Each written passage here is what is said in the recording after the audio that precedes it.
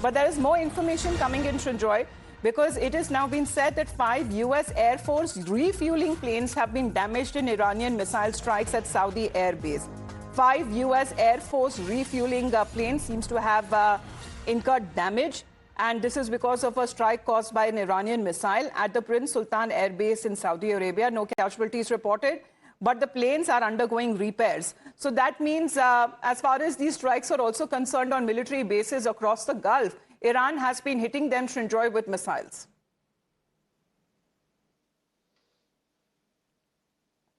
Yes, there have been reports of one tank refueler being downed and 4 servicemen being killed.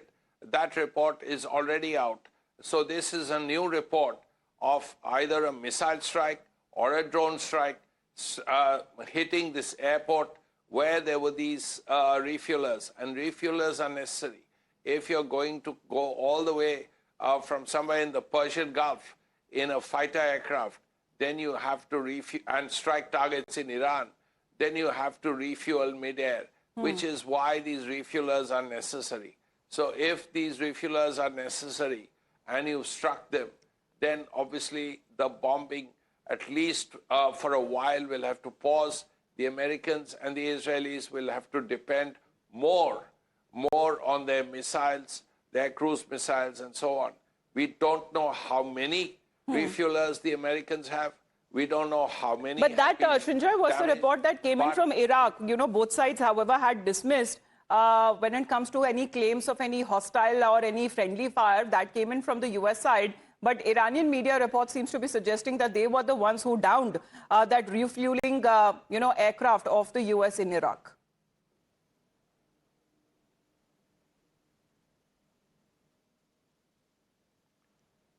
Yes, the Americans, they have denied that. They have not said that the Iranians downed it. But the Iranians say that, yes, their supporters have downed it. So we'll have to find out what the actual story was. But what is known is that one refueler, air-to-air refueler, has gone down, and with it, the lives of 4 U.S. servicemen have been lost. Right. But as far as the damages and what has now been, lost on part of the U.S. Air Forces and on part of Iran, because this is a combat situation, Srinjoy, we may never, come to know as far as the reality of the losses that both sides may have incurred, militarily also speaking.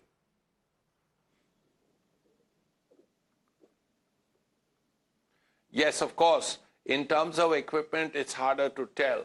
But in a democratic country, if people have lost their lives, if servicemen have lost their lives, then it will be known to the public, because the government will have to tell the world that, and the countrymen, that look, we've lost these people.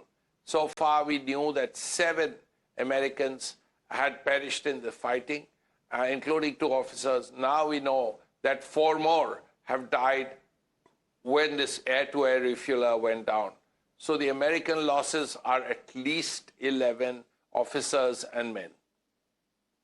Srinjoy, what about the U.S. bases across the Gulf? Because they also continue to be hit. And the new Iranian Supreme Leader has made it clear that till the time the Gulf nations don't take a stand, because they believe that U.S. is a hostile nation and all of the promises of bringing stability and peace to the region is nothing but a lie. So as far as the main target of Iranian missiles and drones is also concerned, continues to remain when it comes to the U.S. military infrastructure in the Gulf.